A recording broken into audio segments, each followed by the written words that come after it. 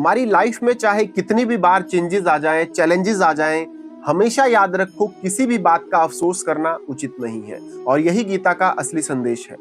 जय श्री कृष्ण। पिछली वीडियो में हमने जाना था गीता जी के दूसरे अध्याय के श्लोक 25 का गहरा अर्थ और उसकी सीख। लेकिन अगर अभी तक आपने हमारे प्रीवियस श्लोक नहीं देखे हैं तो उन्हें भी जरूर देख लें। और संपूर्ण गीता को सुनने के लिए हमारे चैनल ज्ञान की श्वास को जरूर फॉलो कर लें। तो अब समय है आगे बढ़ने का और जानते हैं गीता जी के दूसरे अध्याय के श्लोक 26 को। तो चलिए शुरू करते हैं। श्लोक 26। अथ चैनम नित्य जातम नित्यम वा मन्यसे मृतम तथापि त्वम महाबाहो नैवम शोचितु मर्हसि।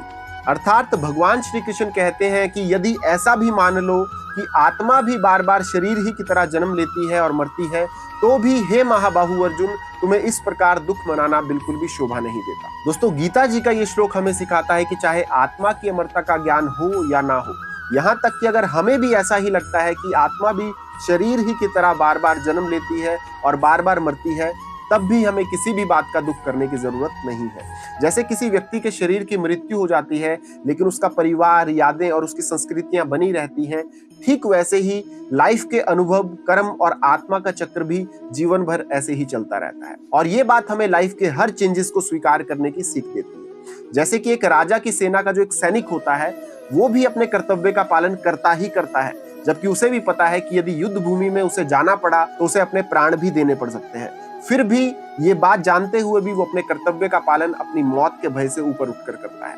तो ठीक वैसे ही भगवान श्री कृष्ण अर्जुन को बता रहे हैं, उसका मार्गदर्शन कर रहे हैं कि भय, दुख और भ्रम को छोड़कर केवल और केवल अपने धर्म का पालन करो। तो दोस्तों, हमारा शरीर नष्ट हो जाएगा, इस डर में मत रहो। अपने कर्तव्य को निभाते हुए निर्भय बनो, अपने जीवन को खुलकर जीना सीखो, अपने जीवन का आनंद लो। और यही भगवत गीता का भी अमर उपदेश है। तो ये था गीता जी के दूसरे अध्याय के श्लोक 26 का गहरा अर्थ।